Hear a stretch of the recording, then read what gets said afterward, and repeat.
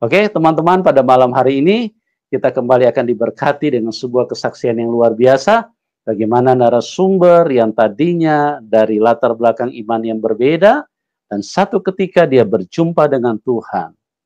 Dan pada saat dia berjumpa dengan Tuhan, dia tidak langsung percaya Tuhan Yesus. Dia ingin membuktikan. Dia ingin supaya Tuhan Yesus membuktikan kuasanya kalau dia itu adalah Tuhan. Dan Tuhan Yesus bukan huruf-huruf yang ditulis di dalam buku, tapi dia firman yang dibukukan. Oleh sebab itu, kalau ada orang ingin membuktikan kuasa Tuhan, maka Tuhan Yesus membuktikannya bahwa dia adalah Tuhan yang benar. Bagaimana kesaksian selengkapnya? Saya tidak berpanjang kata lagi, karena narasumber sudah ada di studio. Kita sapa dulu Ibu Susilowati. Selamat malam. Ibu, Shalom, apa kabar? Pak. Selamat malam. Baik, puji Tuhan, Pak. Haleluya. Ya, puji Tuhan ya. Iya, Karena puji puji Tuhan Tuhan. ini karena apa nih?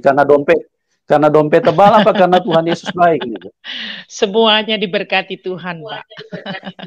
Haleluya. Ya, Tuhan Yesus Haleluya. baik, Tuhan Yesus dahsyat. Amin. Luar biasa kasihnya buat kita semua. Oke, Amin, Ibu, Pak. terima kasih Ibu sudah hadir di tengah-tengah channel Yusuf Manubulu untuk Iya, Pak Ibu Yesus. mau berbagi tentang bagaimana kisah perjalanan iman seorang Ibu Susilowati. Tentunya dimulai dari latar belakang dulu ya, Bu. Iya, Bagaimana baiklah, Pak. Ibu dulu di dalam iman sebelumnya, di dalam latar belakang ya 1, 2, 3, 4, Ibu bisa ceritakan semua sampai yang terakhir. Silakan Ibu. Iya. Puji Tuhan, saya ucapkan banyak terima kasih kepada Pak Yusuf yang telah memberikan kesempatan kepada saya untuk menyaksikan betapa Tuhan Yesus itu memang sungguh-sungguh Tuhan. Saya adalah Ati Susilowati, ya. Saya lahir di Wonogiri dari desa. Saya orang desa. Saya memiliki orang tua, papa saya adalah guru dan ibu saya pedagang di pasar. Saya hidup sederhana dari kecil karena bapak ibu saya memiliki anak yang banyak. Karena zaman dulu anak banyak, banyak anak, banyak rezeki. Maka anaknya jadi banyak. Saya ada 8 bersaudara dan saya adalah nomor yang ke-6, anak yang ke-6. Saya memiliki latar belakang agama dari Muslim. Saya dididik oleh ayah ibu saya tulen Muslim. Didikan mereka tidak main-main, nggak asal Muslim, tetapi memang kami melakukannya bahwa kami adalah seorang Muslim. Bahkan kami disekolahkan pun di Muhammadiyah, bukan sekolah yang negeri, sekalipun bapak saya adalah guru negeri. Sebab mungkin bapak saya atau ibu saya memiliki keinginan bahwa anak-anaknya menjadi lebih baik dan soleh waktu itu. Saya merasakan saat saya masih latar belakang saya masih Muslim, saya taat beribadah. Dan saya juga melakukan setiap apa yang harus saya lakukan, kewajiban seorang Muslim. Tetapi saat saya menjalankannya, karena itu wajib, maka nggak dengan sepenuh hati, yang penting melakukannya. Gitu. Itu yang saya lakukan. Sehingga saya melakukan apapun kewajiban saya untuk beribadah pun, ya karena kewajiban. Sebatas kewajiban. Sehingga saya tidak terpenuhi dengan apa yang saya inginkan, yaitu ibadah, lalu menerima sesuatu yang membuat hati saya menjadi mengena untuk saya harus bagaimana yang namanya pengalaman untuk saya lebih lagi untuk mengenal dan mengenal Tuhan.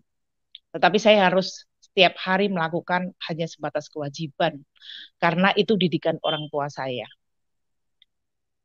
Tapi saat hari itu, waktu saya masih memiliki agama Muslim itu, Semakin saya fanatik, semakin saya jahat. Ya, saya memiliki teman yang berbeda agama. Pertama adalah agama Kristen, gitu ya, Katolik Kristen. Bagi saya, Kristen dan Katolik itu kafir. Sebab mana ada Tuhan yang memiliki Bapa, mana ada. Pokoknya itu yang saya terima dari perkataan-perkataan mereka, itu pokoknya kafir. Dan kami menghindari. Bahkan kalau kami bertemu atau bahkan selevel teman begitu pun kami akan kucilkan. Dan kami tidak mengenalnya, nggak mau mengenalnya sebab bagi kami najis lah, haram lah gitu. Dan semakin kami menjadi fanatik, semakin jahatlah saya kepada orang itu. Tidak mengingat bahwa sekalipun mereka itu Kristen, Katolik, bahwa mereka pun juga ciptaan Tuhan. Tidak ada pikiran yang di situ ataupun hati yang ada di situ. Sehingga saya kalau melakukan untuk membenci mereka itu buat saya adalah saya sudah menjadi orang yang benar, orang yang memiliki prinsip bahwa kebenaran ada dalam diri saya. Sebab saya menghindari mereka dan saya bisa membenci mereka. Tapi pada saat saya sudah menjadi dewasa, saya bekerja ada di Jakarta Timur. Saya melihat figur seorang Kristen yang memang benar-benar membuat saya jadi tertarik. Ya, saya memiliki seorang pemimpin yang berbeda gitu ya. Dia memperlakukan saya bukan hanya sebagai pegawai, tapi seperti keluarga. Ya, kasih sayangnya, ramah tamahnya, setiap perkataannya. Bahkan dia tahu kalau saya karena saya juga sembahyang dan dia melihara anjing dan bahkan setiap apa yang dia mau kerjakan itu semua dipercayakan kepada saya. Selanjutnya saya bisa melihat kebaikan-kebaikan yang pemimpin saya itu, pimpinan saya itu lakukan kepada saya. Semakin saya menyadari bahwa orang Kristen itu berbeda dengan saya. Ya, berbeda dengan saya. Saya semakin fanatik, saya semakin ingin menjalankan ibadah saya malah semakin nggak beres. Ya, semakin malah membenci. Itu kan nggak baik. Ya, tetapi pemimpin saya ini sekalipun saya pandangan saya itu wah mereka orang kafir lah gitu. Tapi kebaikannya saya rasakan. Ya, perbuatannya saya nikmati sehingga benar-benar saya mengalami yang namanya orang Kristen itu berbeda. Orang Kristen itu berbeda dan saya sungguh-sungguh sampai karena dia memiliki keponakan yang sebaya dengan saya waktu itu, saya mengalami yang namanya apa?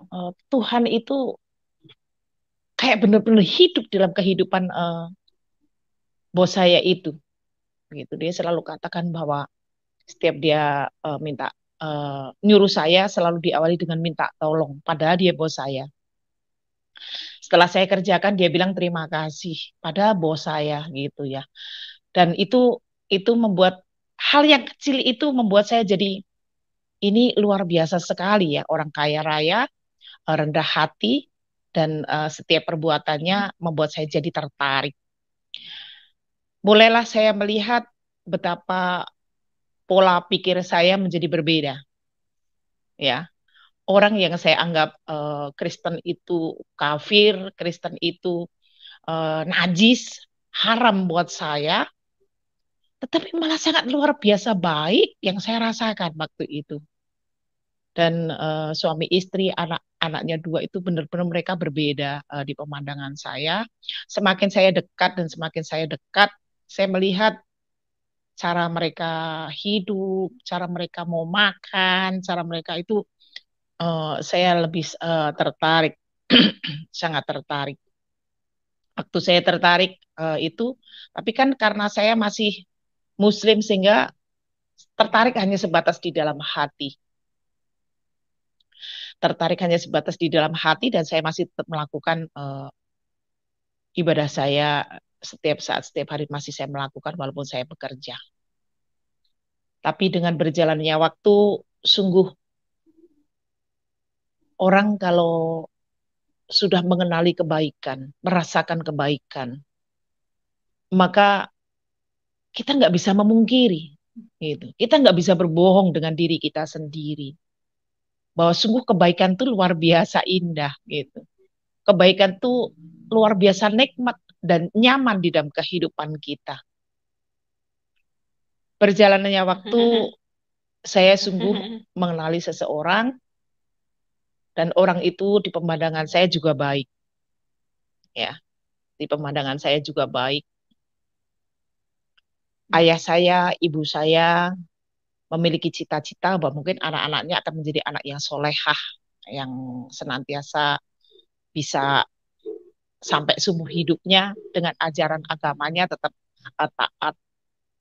Tapi saat saya mengenal seseorang itu, orang itu juga di pemandangan saya dia baik. Lalu saya memutuskan bahwa saya ingin mengenal, gitu. Saya ingin mengenal, dan saya selalu akhirnya bertanya, dan dia juga bertanya, saya bertanya.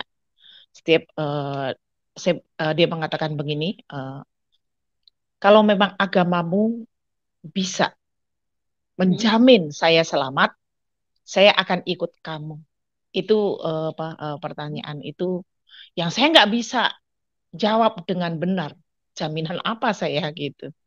Karena saya pun masih berusaha, saya masih berjuang, ya, untuk menjadi selamat itu saya masih berjuang.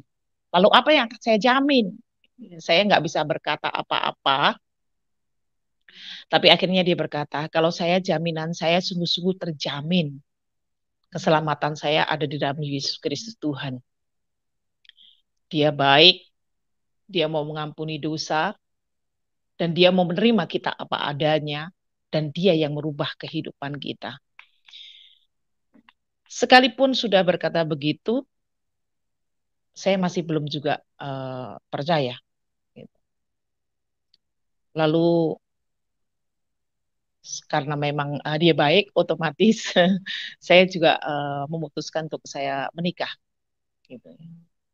Saya menikah walaupun masih Muslim waktu itu, tapi karena calon suami saya mengatakan bahwa kita menikah secara Kristen, karena saya nggak mau menikah secara kamu, karena kamu pun nggak bisa menjamin dengan apa yang saya percayai. Lalu saya menikah, menikah itu pun di gereja. Saya masuk di pengajaran pun hanya sebatas karena saya cuma ingin menikah saja.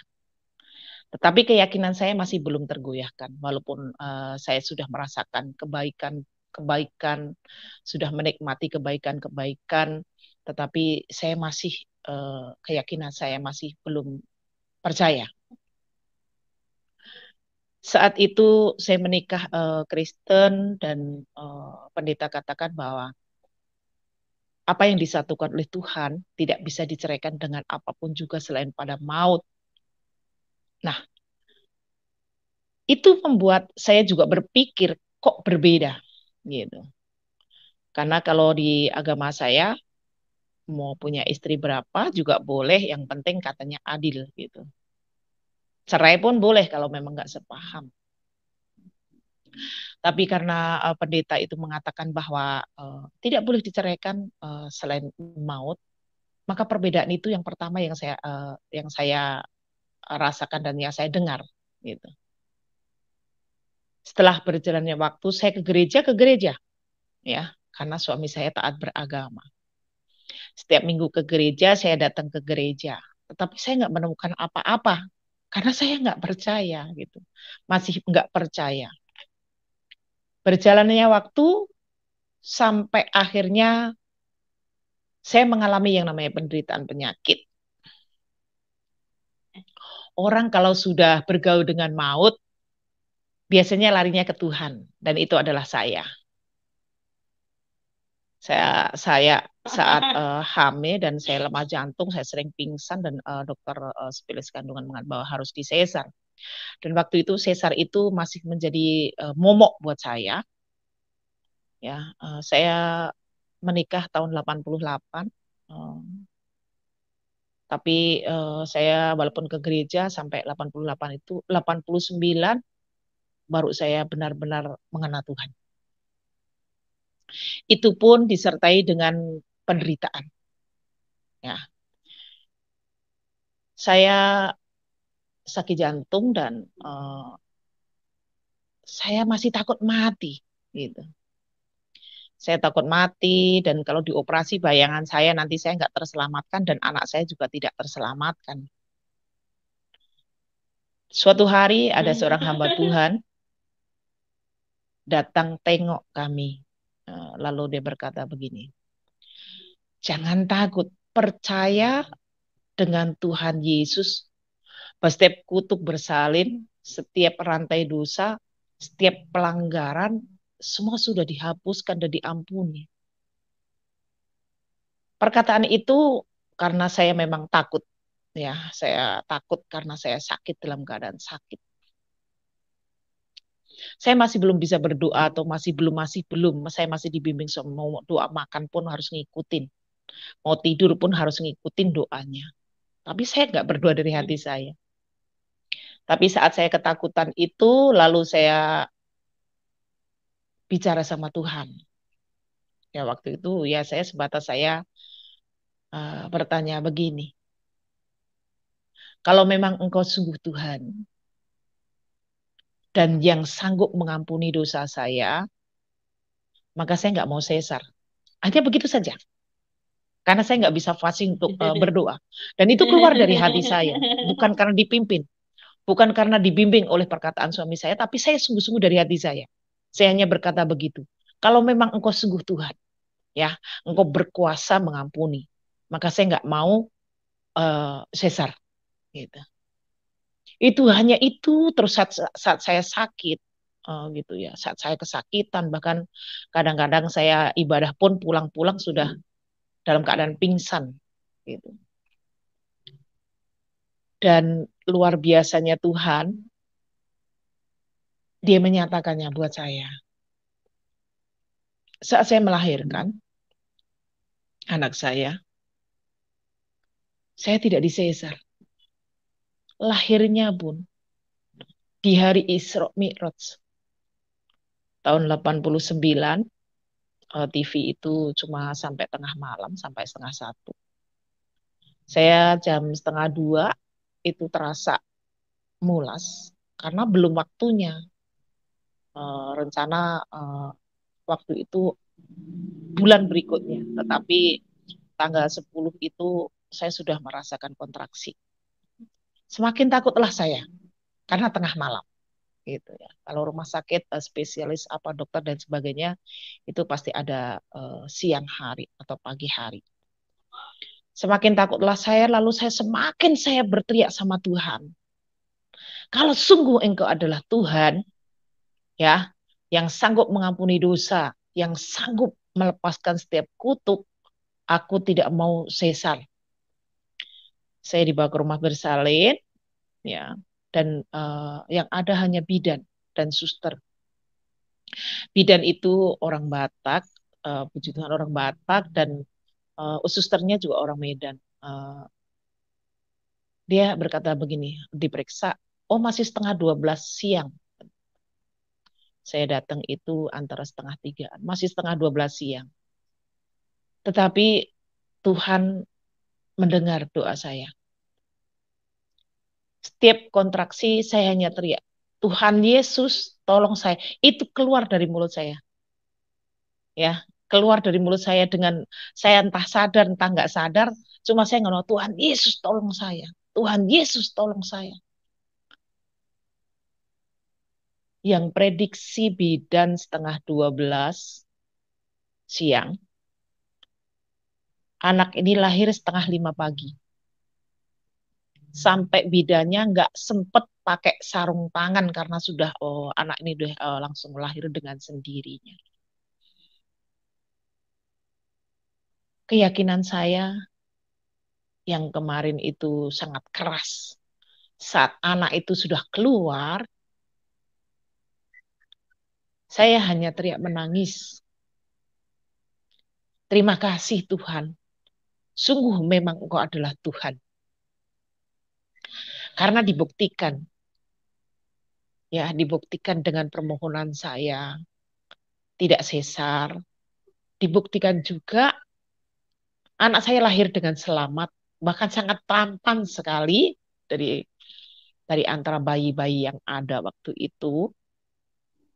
Saya pun juga nggak pingsan, kan prediksi dokter kalau melahirkan itu kan tensi naik apa dan bisa pingsan. Saya selamat melahirkan itu dan akhirnya itulah hari pertama saya mengakui bahwa Yesus Kristus itu Tuhan dalam kehidupan pribadi saya. Kalau dia bukan Tuhan, dia nggak akan melakukannya untuk saya. Dan itu bukan suatu kebetulan. Karena saya merasakannya. Ada saatnya saya kontraksi sakit. Itu seperti ada kekuatan yang membuat saya jadi bisa menahan sakitnya. Dan harusnya yang lama proses sakitnya, tapi dipersingkat sama Tuhan. Itu membuktikan bahwa kutub diangkat oleh Tuhan.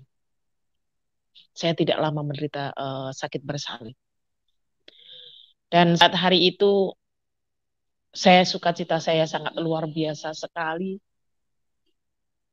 Saya hanya perkataan saya kepada Tuhan hanya satu. Terima kasih Tuhan. Terima kasih Tuhan. Engkau sungguh adalah Tuhan. Engkau sungguh adalah Tuhan. Engkau sungguh adalah Tuhan. Itu terjadi di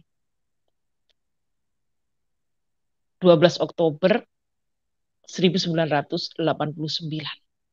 Ya. Saya meninggalkan keyakinan saya dan saya menuju kepada keselamatan di dalam Yesus Kristus Tuhan. Setelah saya merasakan kasih dan cintanya Tuhan, saya benar-benar merasakan bahwa itulah surga, gitu. Ya, karena saat saya menikah, saya terbuang, gitu. Saya menderita, saya terbuang, saya tidak mengenal, pokoknya di keluarga saya dikucilkan, saya dibuang. Jadi saya benar-benar hidup kayak sebatang kara. Saat Lebaran atau Isra Mi'raj, pokoknya segala macam hari besar Muslim itu membuat saya menderita karena waktu itu saya masih keyakinan saya masih yang lama. Dan saya kadang-kadang sampai kok begitu gitu. Tapi itu semua hilang seketika saat saya mengakui bahwa sungguh Engkau adalah Tuhan. Sungguh Engkau adalah juru selamat saya dan Engkau sangat baik dalam kehidupan saya. Itu hilang sama sekali hilang. Nggak tahu kenapa itu terjadi dalam kehidupan saya. Semakin saya rasakan kebaikan Tuhan, maka semakin saya mempelajari kebenarannya. Saya dibimbing dari beberapa pendeta, ya, yang menyatakan dan mengajar kepada saya bahwa Yesus itu sungguh Tuhan. Dan mereka, hamba-hamba Tuhan ini juga mengalami pengalaman-pengalaman pribadi mereka bersama dengan Tuhan. Sehingga membawa saya boleh semakin percaya dan yakin bahwa sungguh Yesus Kristus itu Tuhan. Secara pribadi saya mengalami kebaikannya. Dan saya melihat banyak sekali, saya merasakannya, hamba-hamba Tuhan ini atau orang-orang Kristen di sekitar saya ini berbeda. Mereka sangat perhatian, saat saya melahirkan pun juga sangat perhatian kepada kami. Nah itu yang membuat saya boleh semakin yakin. Ternyata orang yang telah menerima kasihnya Tuhan itu mengalir dalam kehidupannya juga kasih Tuhan. Itu yang saya dengar dari hamba Tuhan atau pendeta yang mengajari saya. Orang yang sudah merasakan kasihnya Tuhan, dalam hidupnya akan mengalir kasihnya Tuhan. Dikatakan begitu. Lalu saya semakin merasakan benar bahwa orang yang mengalami kasihnya Tuhan itu mengalir kasihnya Tuhan. Perubahan dalam hidup saya pun juga sangat luar biasa drastis. Ya, kalau dulu pembantu itu nggak boleh duduk bersama-sama dengan kita. Makan pun juga nggak boleh semeja. Tetapi saat saya mengenal Tuhan, saya merasakan betapa sekalipun mereka ini ada cuma pembantu rumah tangga, tapi mereka adalah orang-orang yang diciptakan Tuhan. Sehingga saya bisa menghormati dia, saya bisa merasakan betapa dia pagi-pagi saya belum bangun, dia sudah bangun, menyiapkan semuanya untuk saya, sehingga saya bisa menghargai. Waktu belum mengenal Tuhan, saya nggak menghargai itu. Ya, saya nggak menghargai jerih lelah orang. Saya merasakan karena saya upahin dia dan itu udah tanggung jawabnya.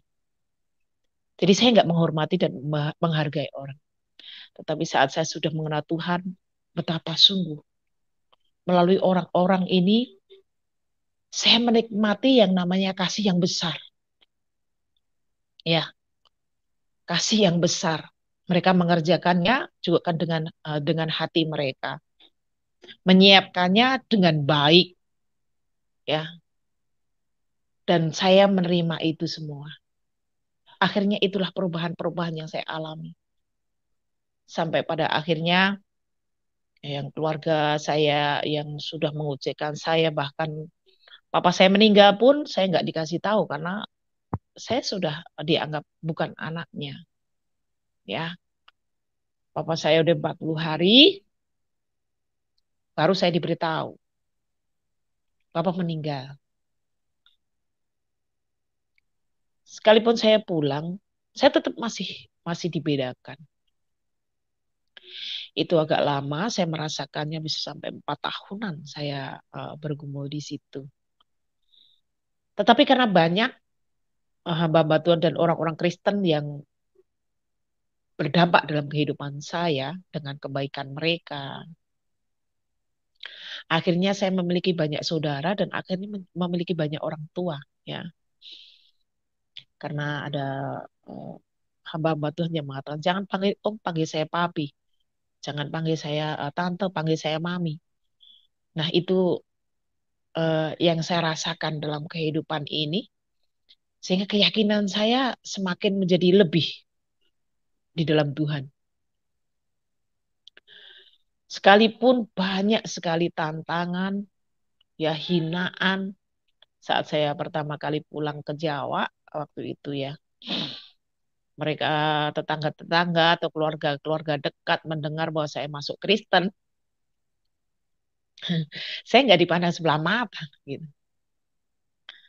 Saya nggak dipandang sebelah mata, bahkan karena di rumah itu juga ada masjid, ya di depan rumah tuh keluarga kami mendirikan masjid.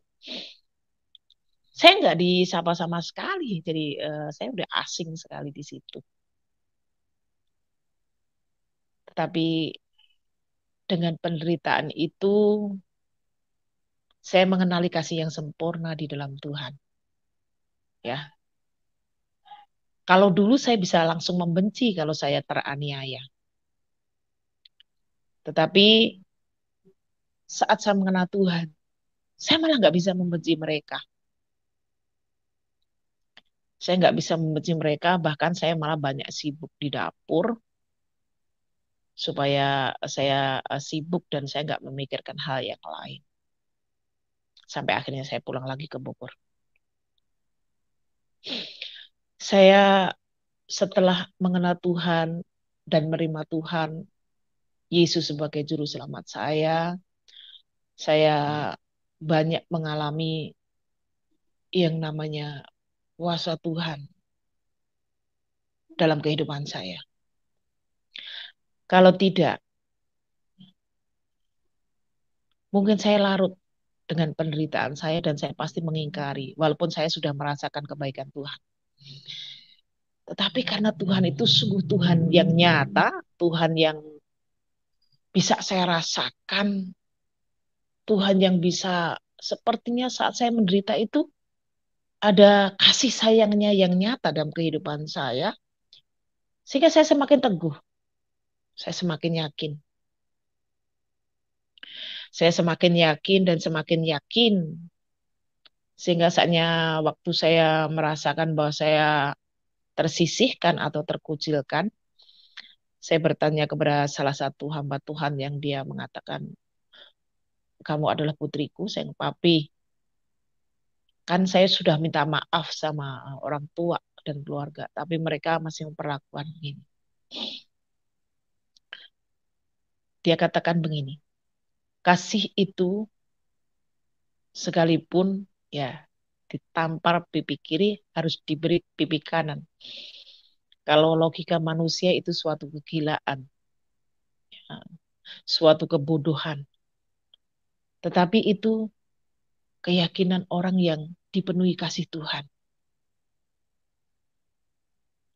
Kalau secara daging melakukannya tidak akan pernah mampu.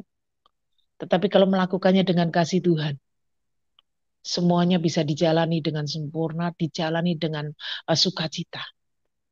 Dan itu yang saya nikmati. Setelah saya merasakan betapa pertolongan Tuhan banyak, dan saya semakin mengenal Tuhan, kalau dia bukan Tuhan, maka setiap doa saya pun juga tidak akan terjawab. Saya pernah mengalami yang namanya kecelakaan mobil, ya. Itu pickup apa mobil Suzuki pickup, waktu itu kami punya carry gitu. Itu ditabrak sama Mini Arta. Itu ada di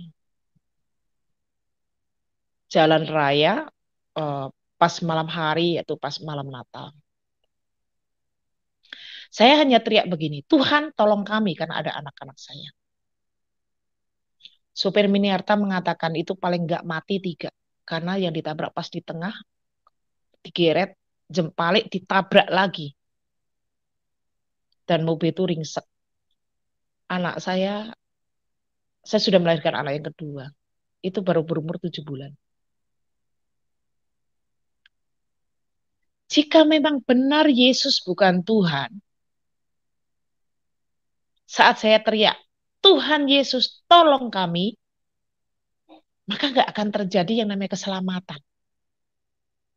Karena seisi mobil itu tidak ada satupun yang patah tangan atau terluka. Ya, saya cuma terluka, ini masih ada bekasnya, bekas jem, karena saya paling bawah dan akhirnya saya kena aspal melindungi kepala anak saya. Karena saya langsung dihimpit dengan driver. Dan itu yang saya rasakan. Semakinlah saya yakin bahwa sungguh Tuhan itu berkuasa. Dia hidup. Saat kita memanggil namanya, dia menyatakan tepat pada waktunya Tuhan. Karena kalau pertolongannya sejam lagi atau 2 jam lagi, kami mungkin sudah mati. Tetapi karena tepat pada waktunya, sehingga saya dan anak-anak saya mengalami yang namanya keselamatan yang besar. Sampai dibawa ke rumah sakit pun tidak ada apapun yang cedera di dalam tubuh kami. Itu yang kami rasakan banget. Bahkan masih banyak mujizat-mujizat Tuhan yang dinyatakan dalam kehidupan saya, juga kehidupan keluarga saya. Saya ngomong sama Tuhan begini, Tuhan, bukankah kasih-Mu telah Kau berikan dalam kehidupanku? Nyatakan juga dalam kehidupan keluargaku. Supaya kami bisa untuk kembali lagi terjalin kasih sayang seperti dulu. Tuhan pun juga nyatakan itu. ya.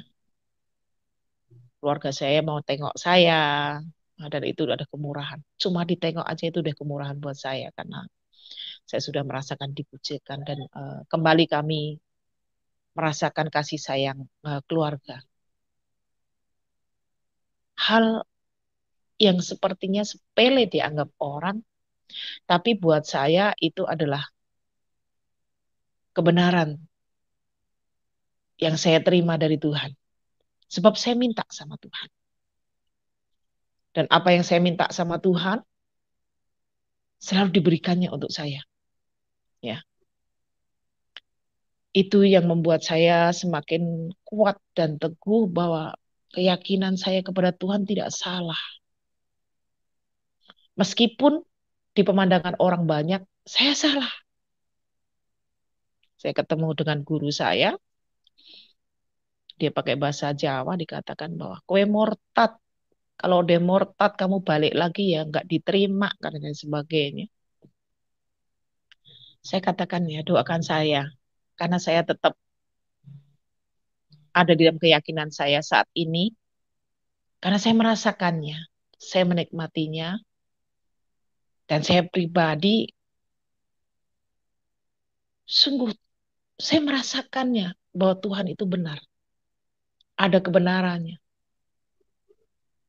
Saat ku panggil namanya dia nyatakan untuk saya hanya katakan begitu, lalu dia masuk ke rumahnya, ke dalam rumah dan saya pergi. Karena saya dari Muhammadiyah, jadi guru saya dengar ya otomatis akan menegur saya. Salah satu guru saya ketemu saya dan akhirnya menegur saya. Saya nggak menjadi goyah dengan hal itu, sekalipun saya dikucilkan, sekalipun saya dibuang, sekalipun saya nggak dianggap orang, ya keyakinan saya sama Tuhan tetap bahwa Dialah Yesus Kristus yang menjadi Tuhan dan Juru Selamat dalam kehidupan saya, yang telah menebus dosa-dosa saya, kelakuan saya yang dulu munafik, sombong, sangat luar biasa, nggak baik, itu saya yakin banget Tuhan, karena Tuhan bisa ubahkan saya. Tuhan ubahkan saya sehingga saya nggak bisa mengingkari lagi. Karena saya merasakannya sendiri. Secara pribadi saya merasakannya sendiri sehingga apapun kata orang, saya tidak tergoyahkan. Saudara, sekalipun saya sudah mengalami banyak hal, saya sudah datang kepada Tuhan, bukan berarti saya menjadi orang Kristen tidak ada tantangannya. Banyak sekali tantangan yang terjadi dalam kehidupan saya. Tetapi firman Tuhan mengatakan bahwa yang memilih saya, yang memilih Tuhan itu bukan saya, tetapi Tuhan yang telah memilih saya, gitu. Itu di dalam Yohanes mengatakan demikian dan akhirnya saya tetap bermegah sekalipun dalam kondisi apapun. Karena kalau sudah menjadi pilihan Tuhan, itu tidak ada yang bisa mengganggu gugatnya. Dari kesakitan, dari kelaparan, dari aniaya, tidak akan pernah bisa memisahkan kasihnya Tuhan. Dan itu saya rasakan banget. Saya rasakan banget. Maka tantangan-tantangan, penderitaan yang kita alami saat sudah ada di dalam Tuhan, buat saudara-saudara saya yang latar belakang sama dengan saya, jangan menjadi goyah. Sebab itu mengerjakan ketekunan di dalam kehidupan kita. Tanpa itu, pasti kita tidak tertanam dengan benar. Tidak tertanam dengan baik. Tapi dengan hal yang tidak enak itu, justru mengerjakan yang baik dan yang benar di dalam kehidupan saya. Dalam kehidupan kita. Maka jangan sampai digoyahkan. Apalagi kita semua yang sudah mengalami yang namanya mujizat Tuhan, merasakan kasih sayangnya Tuhan, Mari semakin kita merasakannya. Karena kasih sayang Tuhan itu kita rasakan bukan saatnya kita pas enak saja. Sekalipun kita saat menderita sekalipun, saat hidup di dalam penganiayaan sekalipun, kalau kita menikmati, kita akan merasakan ada sukacita surgawi. Ada kekuatan yang luar biasa. Proses Tuhan akan dinyatakan kepada orang yang mau sukses di dalam Tuhan. Dan prosesnya Tuhan dalam kehidupan saya berbeda dengan prosesnya Bapak Ibu Saudara terkasih. Tetapi siapa yang mau sukses di dalam Tuhan, mari ngikuti prosesnya Tuhan.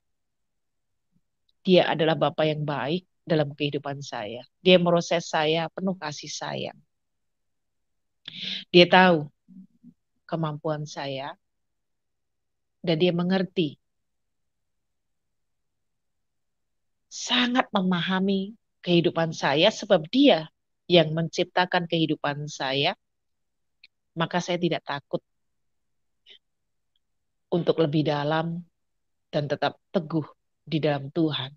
Dan puji Tuhan, sampai hari ini kemurahan Tuhan, mujizat Tuhan, kemurahan dan anugerah Tuhan dalam kehidupan saya pribadi maupun keluarga saya itu sangat luar biasa banyak. Bahkan itu mujizat-mujizat itu kalau saya ceritakan sangat luar biasa banyak. Ya, karena saya diluputkan dari maut itu beberapa kali. Ya. Saya pernah kecelakaan juga karena saya naik motor. Saya kecelakaan sampai di bawah angkut. Itu pun pernah mengalami. Saya berdua dengan anak saya yang waktu itu masih kelas 3 SD. Saya hanya teriak juga, Tuhan Yesus tolong kami. Tuhan Yesus tolong kami. Karena kalau angkut itu jalan, mungkin salah satu kepala kami bisa lepas. Dan dibuktikan bahwa dia menolong kami. Saya menyeberang jalan, ada tronton yang sangat gede, dan saya nggak mendengar. Ya, karena saya melamun, karena waktu itu saya punya masalah. Itu pun diluputkan. Ya, itu pun diluputkan dan saya bisa selamat. Dan masih banyak ya kemurahan dan mujizat Tuhan dalam kehidupan saya. Tidak hanya itu, ya. Saya banyak sekali mengalami yang namanya kemurahan Tuhan dalam kehidupan saya. Ya. Tidak hanya diluputkan dengan maut, tapi saya dipelihara Tuhan juga sangat luar biasa. Saya dianugerahi kekuatan Tuhan juga sangat luar biasa. Bahkan dengan seluruh kehidupan saya, kalau saya pikirkan, saya nggak akan pernah bisa membalas kasih sayangnya Tuhan dalam kehidupan saya. Karena terlalu banyak. Satu hal yang sampai hari ini saya yakini, dia memang sungguh Tuhan. Dia memang sungguh Allah. Karena dia berkuasa. Dan saya yakin, dia juga berkuasa mengampuni dosa saya. Dia juga mengampuni, berkuasa mengampuni dosa Bapak Ibu Saudara. Kalau tidak, maka dia akan memberitahukannya kepada saya. Sebab hanya dia satu-satunya Tuhan yang mengatakan, aku adalah Bapa yang baik. Seorang Bapa yang baik akan memelihara anak-anaknya. Seorang Bapa yang baik akan memberitahukan kepada anak-anaknya. Dan seorang Bapa yang baik selalu menjaga, melindungi anak-anaknya. Dan saya menikmati hal itu. Ya, saya menikmati hal itu. Saya merasakan itu semua. Sampai hari ini saya merasakannya. Maka Bapak Ibu Saudara, dengan kesaksian saya yang singkat ini, biarlah menjadi berkat bagi kita semua. Saya nggak takut untuk yang namanya dibilang kafir. Dulu saya mengatakan kalau orang Kristen kafir, sekarang saya dibilang orang kafir, penyesat, apa dan sebagainya. Tapi saya tetap yakin bahwa keselamatan itu tetap hanya di dalam satu nama, yaitu nama Yesus Kristus Tuhan. Demikianlah kesaksian saya, biarlah menjadi berkat bagi kita semua. Haleluya. Puji Tuhan Pak Yusuf, saya kembalikan kepada Pak Yusuf. Iya, haleluya, puji Tuhan. Ya, luar biasa bagaimana seperti yang saya selalu katakan bahwa Tuhan Yesus itu adalah Tuhan yang terbukti. Jadi dia bukan hanya datang membawa sebuah buku, terus kemudian supaya dibaca oleh manusia. Iya. Yang lebih menyedihkan lagi kalau ada ajaran yang datang membawa sebuah buku, terus kemudian tidak tahu itu sumbernya dari mana. Iya. Berbeda dengan Tuhan Yesus, dia datang memberikan contoh dan memberi bukti tentang apa yang dia lakukan kepada manusia. Amin. Dia berkata kepada manusia bahwa jikalau kamu ditampar pipi kiri, berikan pipi kanan. Dan itu Tuhan buktikan, bukan hanya ngomong. Ya. Iya. Dia membuktikannya. Dia berkata, segala kuasa telah diberikan kepadaku dalam Matius 28, baik di bumi dan juga di surga. Itulah yang dibuktikan kepada Ibu Susilowati dan kepada manusia-manusia yang lain. Dia kuasa, dia berkuasa, dia terbukti. Ya. Dan sungguh sayang kalau manusia tidak berjumpa dengan Tuhan yang benar, tapi berjumpa dengan sebuah karangan. Berjumpa dengan sebuah ajaran yang mengatasnamakan Tuhan, tapi ternyata Tuhan tidak ada di dalamnya. Marilah teman-teman, carilah Tuhan yang benar, alamilah Tuhan yang benar, supaya Anda tidak tersesat. Karena hidup ini singkat, dan hidup ini di dalam dunia hanya satu kali. Kalau Anda tersesat, maka Anda pasti masuk neraka, dan tidak mungkin Anda bisa keluar dari situ. Kalau ada yang mengatakan bahwa nanti dipindahkan ke surga sekalipun Anda dari neraka, itu omong kosong, itu hoax, itu tidak benar. Karena bagaimana mungkin orang yang kotor, yang najis, yang berdosa dipindahkan kepada kekudusan, kepada kehidupan surga, di mana Tuhan menitiberatkan kekudusan yang luar biasa.